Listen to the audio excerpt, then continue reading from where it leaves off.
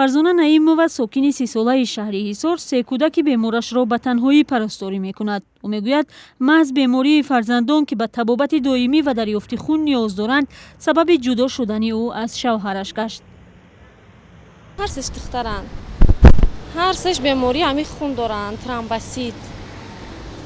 ҳамин сабаби ҳамин шуда мисол падаршон дига нигоҳ накард. ина мисол ҳозир ҳамин хуна медонед ки чӣ қадр қимат шидаga ина 3 фарзанд қатима. мисол 300 грамм хуна ина мо 315 мегирем. 3 та фарзанда зурум намераса. ҳамин сабаб ҳар моҳ вай намекунам. дар духтур муроҷиат намекунам. ҳисоб ки зурум намекунам. фарзона мегӯяд феълан аҳволи духтари калонияш ки 8 сол дорад чандон хуб нест. ҳатто ҳавсалаи ба мактаб рафтан надорад ва ҳамеша аз дарди сар шикоят мекунад.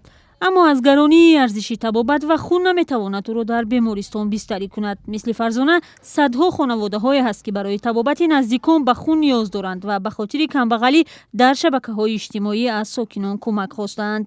تعدادی از فعالان شبکه اجتماعی فیسبوک داوطلبانه برای خونسپاری به مرکز جمهوری علمی خون آمدند. آنها میگویند هدف از این اقدامشان نجات جان سمیه، یک دخترک 7 ساله گرفتاری مریضی لیکوز یا سرطان خون است. در فیسبوک خوندم که از توجیکستانی یاردم پرسیدند که کسی که میتونه اومده به استانسی خونسپاری اومده یاری خود رو رسوند. برای من بار اول اومدم میخوام که این اقدام بسیارتر آدمو اجرا کنند، بیایند خونشون سپارند و یک عمری یگان کسایی که بیماری که در این خون محتاج است یارم خود را رسانند. حداقل در یک روز 5 نفر داوطلبانه برای کمک به سمیه 7 ساله خون سپردند. این در حالی است که مادر سمیه در صحبت بدون نوار تاکید کرد که دیگر امکان خریدن خون را ندارد و از ساکنان در دریافت خون رایگان کمک خواسته است. در ضمن مسئولان مرکز جمهوری خون از افزایش شماره دونورهای خود در یک سال اخیر خبر دادند. عموما در جمهوری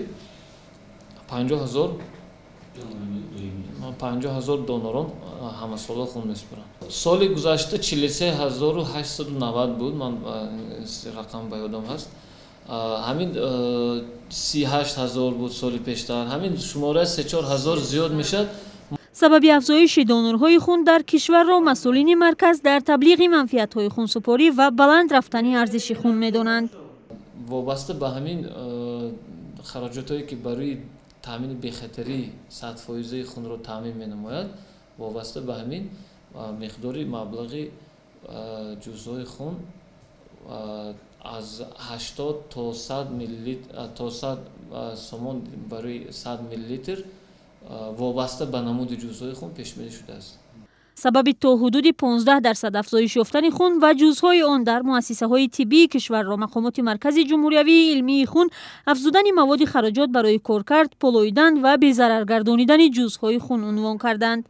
در تاجیکستان یک گروه مریضی‌هایی هستند که به دریافت دائمی خون نیاز دارند.